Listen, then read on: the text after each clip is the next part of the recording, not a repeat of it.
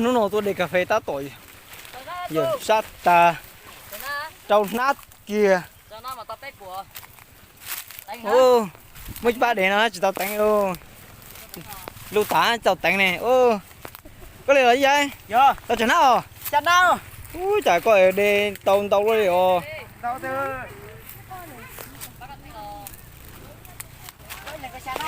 dạ cái hành nữa anh tao bỏ lên thì đấy hả anh tao nỉ lẹ rồi giờ lên tao giờ in tông này rồi tao ăn tươi thì có chéo tròn cái này đó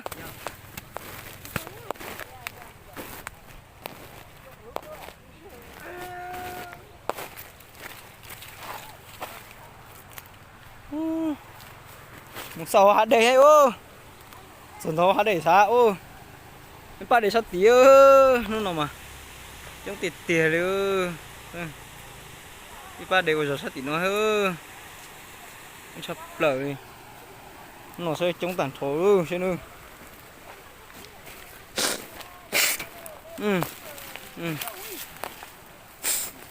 chở một chung đi mà cái tờ một tánh nhiên đây đó là thấy hả xem nữa ta tổ mua đến tàu tàn thổ nó to xem nữa một cái nó to lúc kia to chân ha to rồi taki to chân ha to nó to chân ha nữa ha giờ mấy tụi con chỉ bắt chạy đi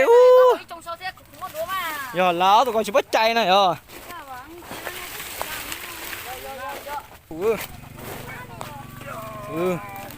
ôi lùn ít lưu tả rồi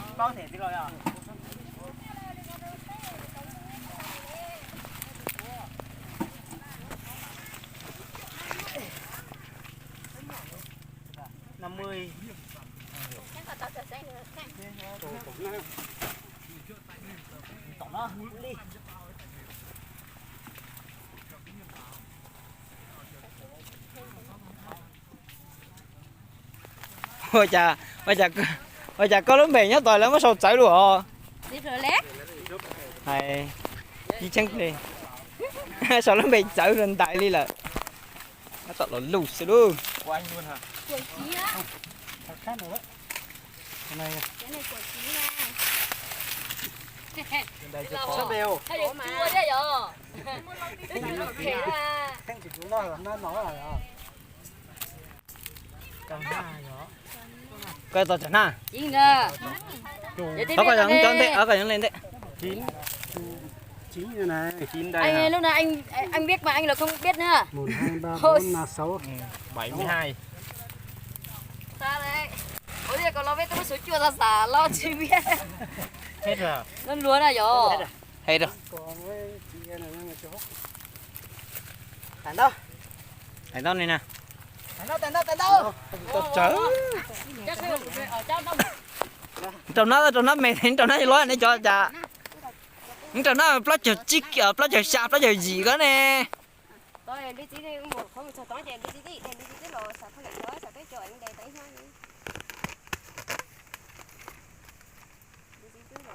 cái là do nó đây tao nói mà không bao tàu cái gì nào làm thấy à ta lòi nên mua đầy tà đây hết rồi hả gì hết rồi gì nó bợ là còn nửa bao kia hết rồi xe ở trên đấy mà ở ngay chỗ sáng nay để cái bạt đó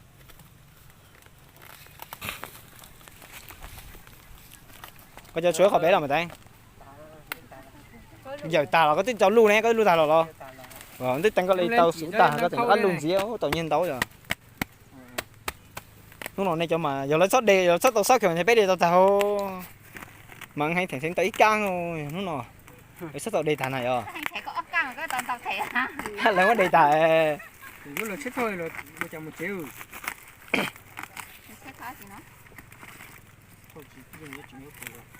có ba phải tiểu thâu mà thôi nay vậy à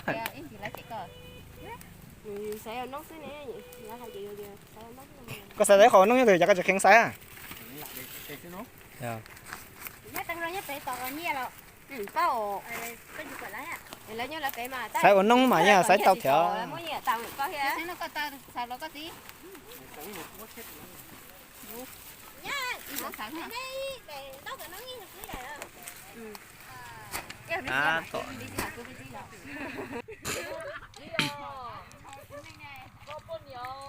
tội nó sợ chơi nữa mò quý hay na nữa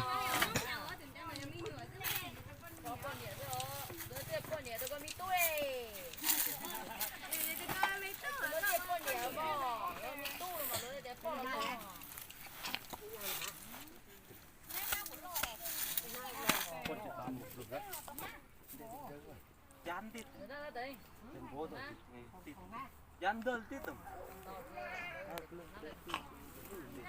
Không rồi ngọt.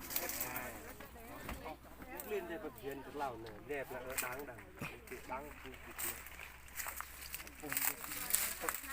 ô bánh này mò hết rồi mòn hết rồi. mò hết rồi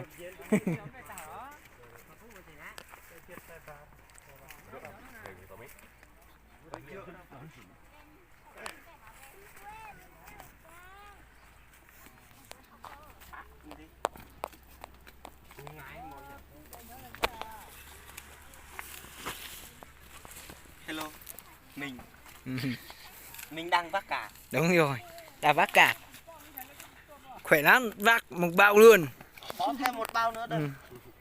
Anh làm YouTube à? đúng rồi Ngon đấy.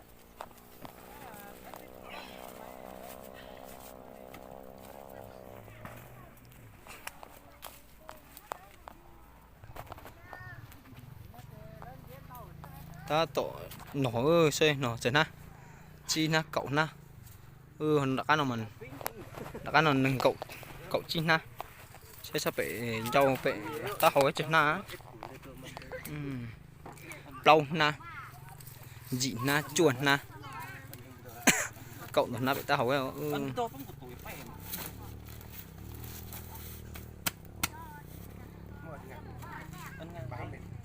là ân dùng đồ tự nhiên. cái tận nổ tàu cái tận bán nữa Chết vá đây giờ chết buồn chết làm bao tập. chết na lâu na cậu na xe chở mấy bao mấy bao á 12 14 bao đặt trước này 14 bao rồi nhỉ cho 15 bao luôn cho một bao nữa mình làm luôn nhờ là trước 15 bao là sau là cái chọn 30 bao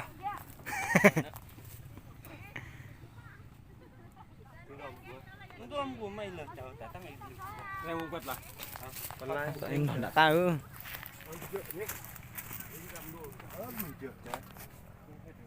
tam anh nó run tê chờ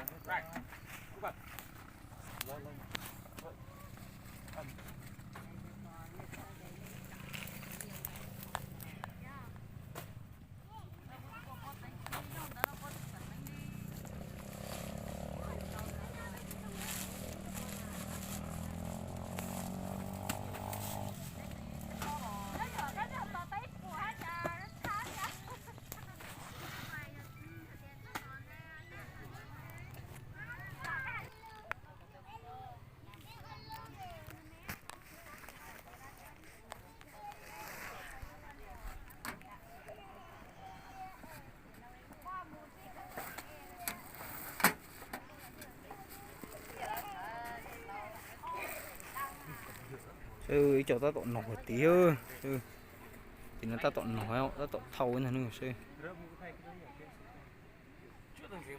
sư mới cho nhau tí nó nữa tí bao nhiêu bảo đâu tí bao nữa lấy chờ bà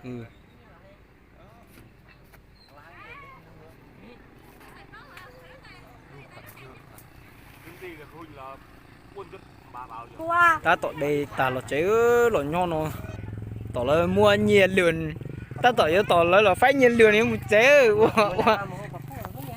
ô lửa nó công ty đây cà phê tả mà gì nó mà lọt tỏ mua nhiệt lươn nữa lọt tỏ là phải nhiệt lươn tả nhưng một chế ó tao thôi ai giờ chị tao mới nhớ này đi cái này cho họ lửa lúc công ty để cà phê ở sẽ ta tỏ nọ trên nào nó nữa chỉ lúc tối á cái nào mà họ lửa lúc tối xa nào mà tàu nhẹ thì tiền đi ít nữa mà ít này tàu xa gì bùa thế ô lì hay là ta cái chưa tính mà ô nhá giờ ta cái chưa tính mà ô á xin ơi xin ơi giờ bữa ta giờ là muốn nhiên lửa nữa sao người ta là tao phải nhiên lửa là sao rồi đây có sao là muốn nhiên lửa sao có sao là muốn nhiên lửa nè Nó mua nhiệt công ty à? là muốn nhiên công ty họ phải lúc tuổi sao để cà phê nè tao nhiên lửa số cho nhiên lửa tao tao ấy cũng chọc Không có một Không có 1.000, không lấy một cũng được. không lấy Lấy một nắm hạt cà phê về. Say là ai tất cả. Đây nè. Xài cũng không Ai phải xay này. rượu đây hả? Đây luôn hả? Đó đưa đấy đó. Đó là thật tú. Tú là cái đây là Ở đây là xay. Tú xay đây. Giá rồi. Trả rồi. Gạch đi Tú ơi. Ý là say là ai? Đây nè.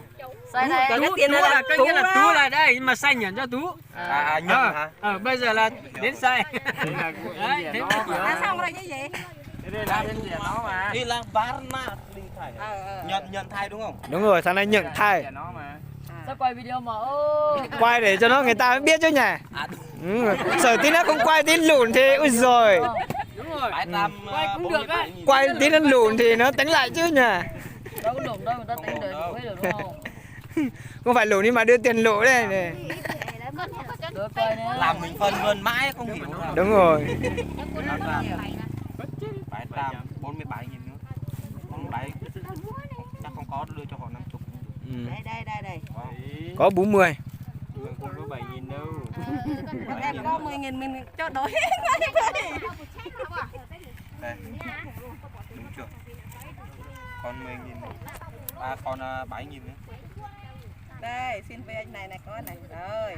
Này, cho 10.000 luôn này. Nhiều nha. Đằng hoàng nhà con ăn giòn ăn gì cái con thứ là cái phu như vậy à. Đúng chưa? Hết chưa? Quay video. Ai nữa? Chia là ai? 600.000.